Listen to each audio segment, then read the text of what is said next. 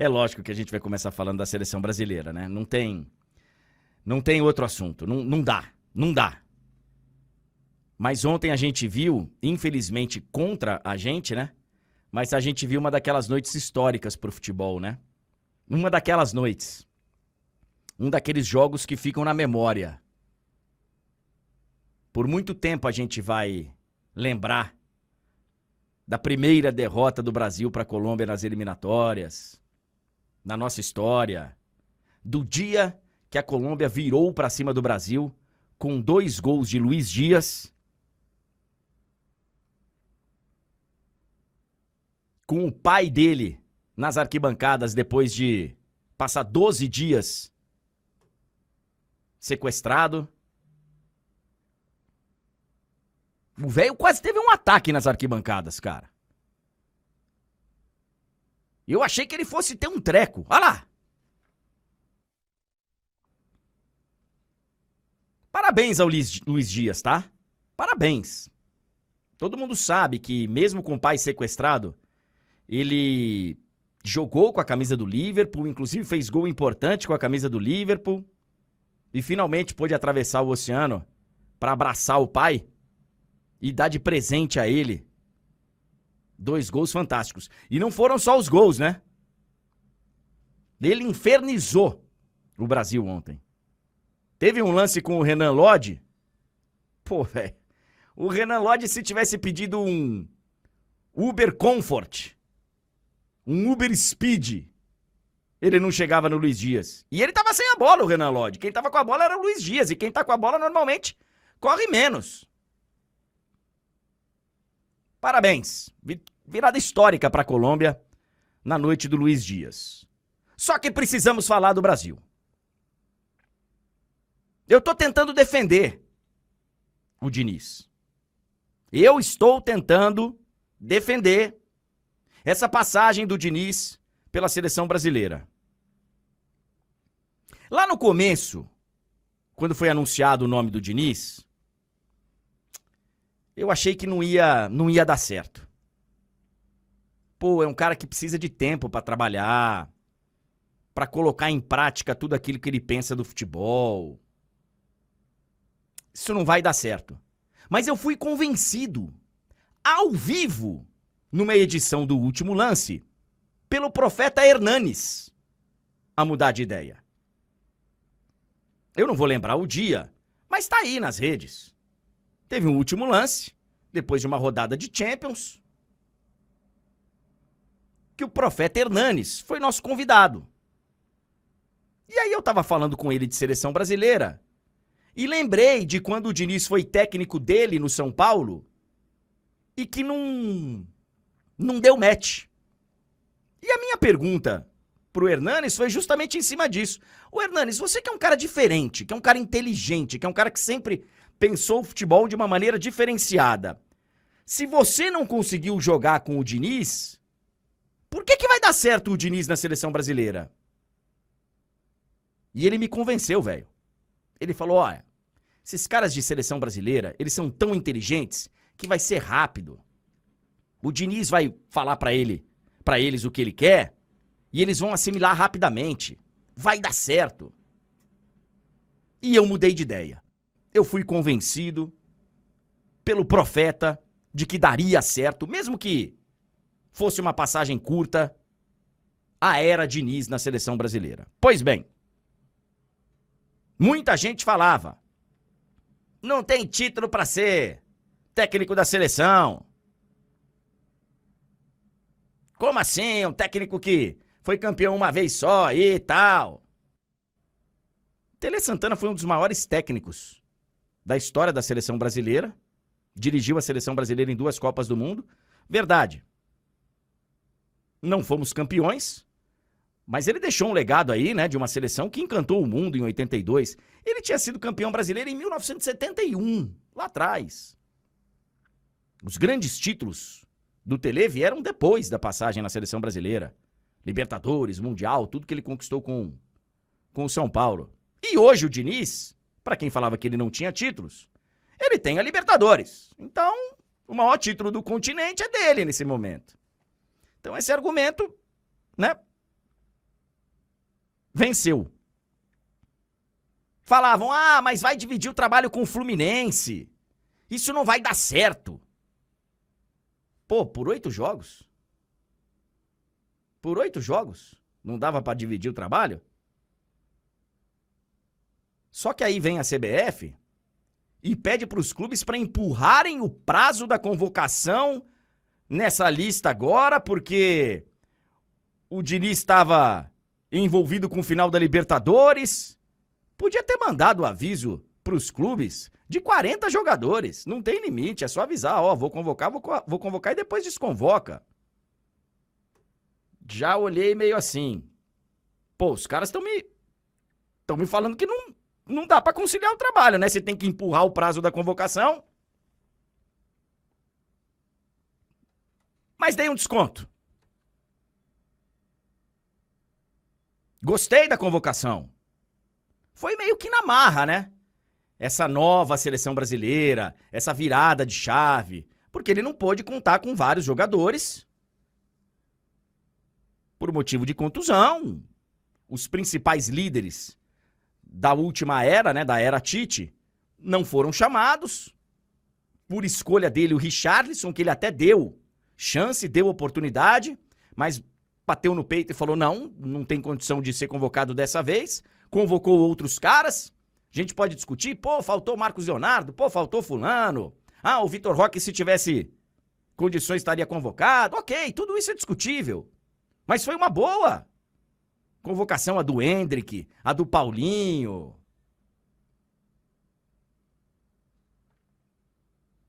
E não era uma situação fácil. Você assumir a seleção já com prazo para o seu trabalho acabar. Que foi o que aconteceu com o Diniz, né? Pelo menos assim se imagina. Ele tá lá para esquentar a cadeira para outro cara. O time começou bem ontem.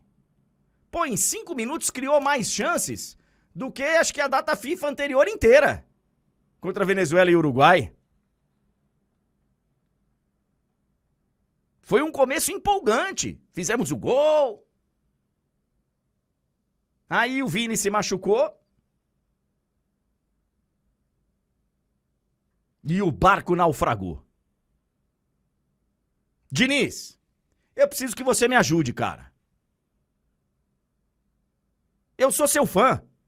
Como eu também sou o fã do Tite. E todo mundo sabe o que eu penso da era Tite na seleção brasileira. Não é porque eu sou o fã de vocês que eu não vou criticar. Critiquei muito a passagem do Tite pela seleção brasileira, especialmente o trabalho nas Copas do Mundo. E vou criticar também, Diniz, porque você não tá me ajudando, velho. A gente sabia que seriam os jogos mais difíceis das eliminatórias.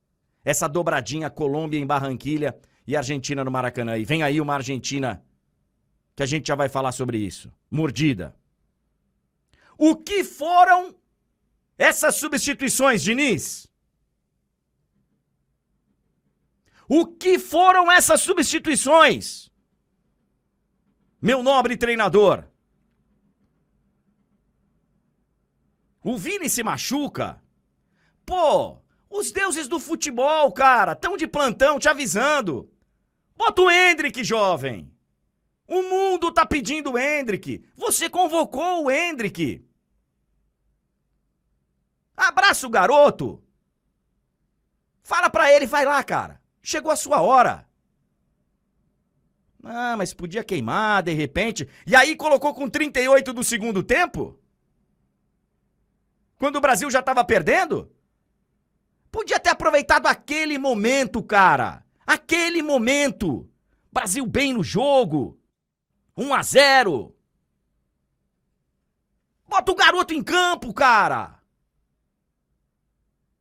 Até o Paulinho tá metendo gol pra caramba. E a gente sabe que o Brasil tem um problema pra fazer gols. Ontem até criou. Contra o Uruguai nem isso.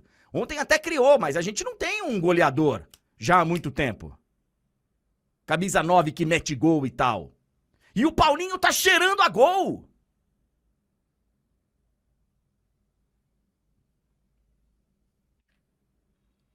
Aí, num belo momento do jogo, Ele me tira o Rodrigo, velho.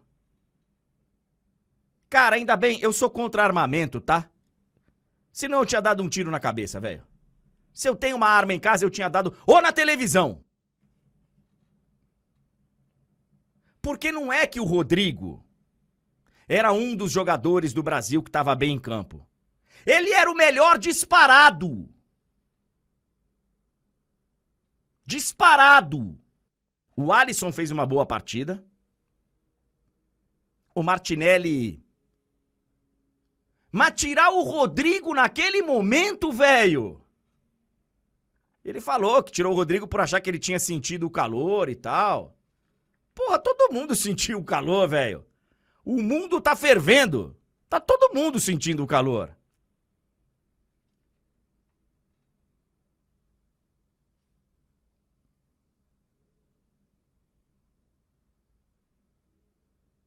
E aí, pra coroar, ele me coloca o PP na lateral esquerda. Ah, vá pro inferno, velho. Vá pro inferno. Tem um lateral esquerdo reserva sentadinho no banco. O Carlos Augusto foi fazer o quê na seleção brasileira? Foi fazer o quê?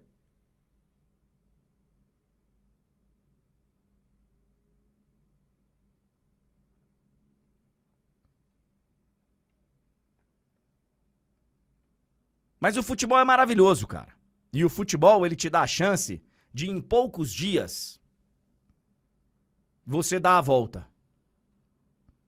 Você se recuperar. Essa é a boa notícia. A notícia ruim é que essa chance que o Brasil vai ter para se recuperar vai ser no Maracanã contra a Argentina, que vem mordida porque perdeu em casa do Uruguai. E a gente sabe como essa geração da Argentina se sente jogando contra o Brasil. Eles jogam à vontade, à la vontade. Diniz, como diria meu amigo Ricardinho, help me, I help you. Me ajuda, Diniz.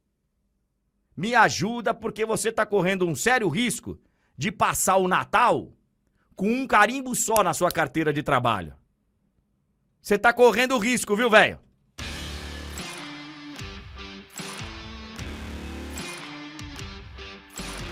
São 9h17.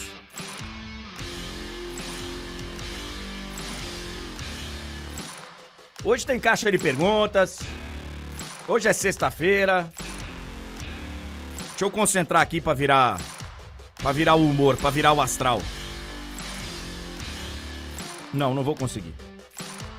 Bom dia, seu Túlio Ligeiro. Eu sou um defensor, cara, do Diniz. Mas ele precisa me ajudar, Túlio.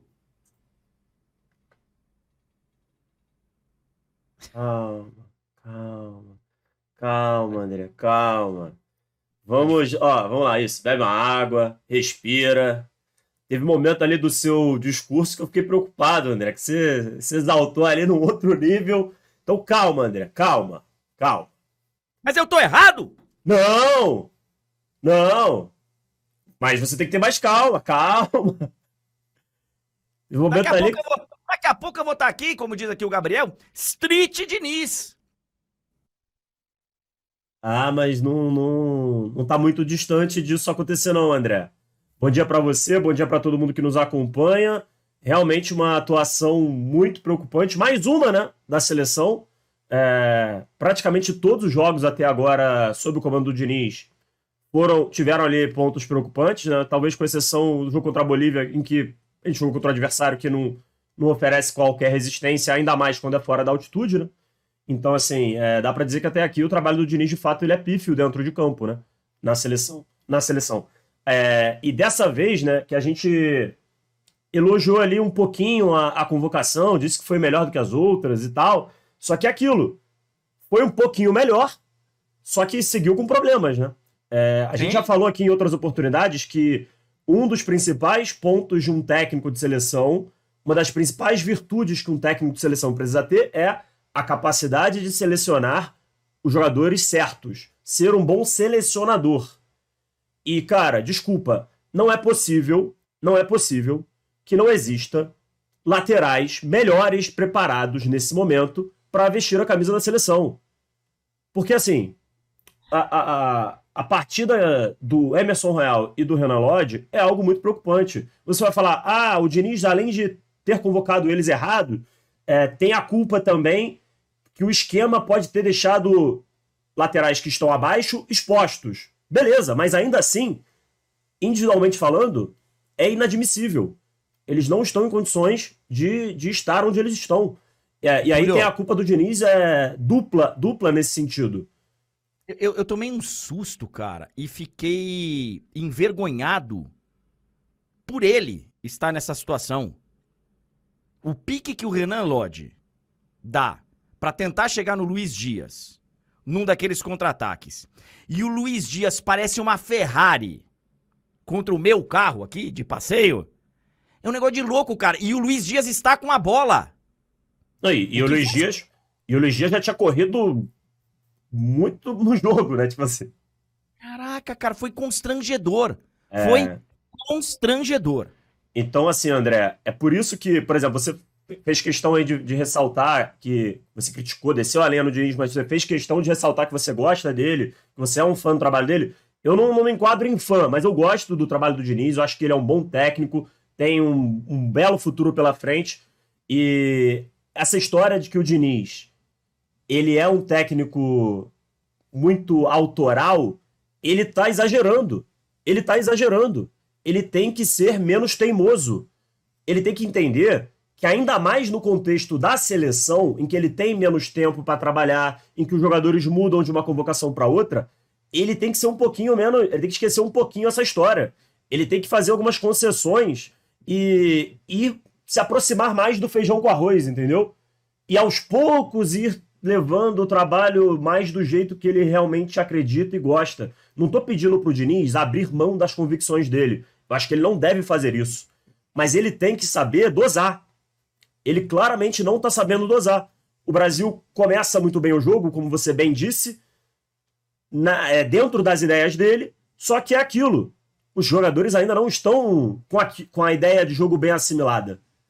E aí a coisa dura ali, sei lá, pouquíssimos minutos, e depois o Brasil tem lampejos. Porque é claro que vai ter lampejos. Porque tem bons jogadores. E aí, eventualmente, você vai conseguir uma jogada ou outra boa. O Brasil teve a oportunidade de fazer 2-0. Só que, no geral, da saída do Vini em diante, e não é por causa da saída do Vini, tá? É só mais ou menos um ponto mesmo pra gente marcar. A Colômbia foi amplamente superior e a virada da Colômbia foi merecida. Apesar do Brasil ter tido a oportunidade de fazer 2-0, a virada da Colômbia foi merecida. Parabéns pra Colômbia. Primeira vitória da Colômbia em eliminatória jogando contra o Brasil, não é isso? Eu tô enganado. É isso aí. Ou seja, um jogo histórico de maneira negativa pra gente, super positiva pra Colômbia, belíssimas cenas lá do Luiz Dias e o pai dele super emocionado. E assim, o Diniz, ele mostrou ontem por que tem tanta gente que pega no pé dele. E por que nós, que não pegamos no pé dele, que fazemos a crítica na bola ali, né? Tipo assim, a gente acha o trabalho dele legal, mas critica quando tem que criticar. A gente tem que tomar cuidado ao elogiar o Diniz, porque você tem sempre que botar um asterisco. Quando você vai elogiar o Diniz, você tem que botar um asterisco. Tipo assim, olha só, o Diniz é muito bom, não sei o quê, mas ele ainda é muito teimoso, ele ainda exagera, ele ainda dá muita margem para quem gosta de chamar ele de professor Pardal. A substituição que você tanto criticou ali, pô, o que o Carlos Augusto tá fazendo lá? Pois é. Não, é inexplicável, cara. Inexplicável. E assim, inexplicável. Cara, a virada da Colômbia, em vários momentos do jogo, esteve desenhada, né? Tava todo mundo ali esperando a merda acontecer. E aí... O Alisson fez uma grande partida, tá? Sim.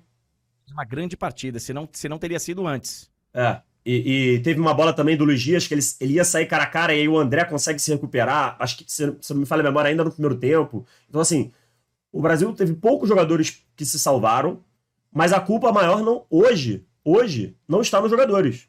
Porque mesmo os jogadores que foram, assim, os piores, aí eu vou citar Marquinhos e os laterais, o Diniz tem culpa. Gabriel Magalhães também foi Mas mal. assim, o sistema defensivo Bruno como um todo. Guimarães, Bruno Guimarães abaixo do que a gente sabe que ele pode jogar. Mas todos eles, André, tem grande culpa o Diniz ou por ter convocado, ou por ter colocado para jogar, ou por ter deixado eles expostos pelo esquema. Sim, o Brasil estava perdido como um time. E aí isso potencializou partidas que não foram boas, entendeu? Assim, realmente um jogo pra gente tentar esquecer, mas a gente não pode esquecer. Porque a gente tem que mostrar pra ver se a gente caminha pra melhorar, né? Porque tem pouco tempo aí para um jogo contra a Argentina. E se a gente jogar da maneira que a gente jogou ontem. A Lilian mandou mensagem aqui falando que tá dando calo no olho ver a seleção jogar. Que ela tava torcendo mais pelo amarelo do Medel do que pela seleção brasileira. É que se o Medel se ele tivesse tomado o cartão amarelo, ele voltava mais cedo, não é isso? Isso, e tomou. É porque aí o Medel vira um reforço pro jogo contra o Cruzeiro, entendeu? O Paulo Vitor também pergunta aqui se é demais pensar no Samuel Xavier pela fase que a gente tá vivendo de lateral. O Paulo Vitor, nesse momento, eu me candidato a ser lateral da seleção. E você joga na lateral, né? A gente mostrou o campinho tático da final lá do seu campeonato interno do clube, né, André? Assim, André, Cara, eu não sei se seria o Samuel, tá? Eu não sei se seria ele.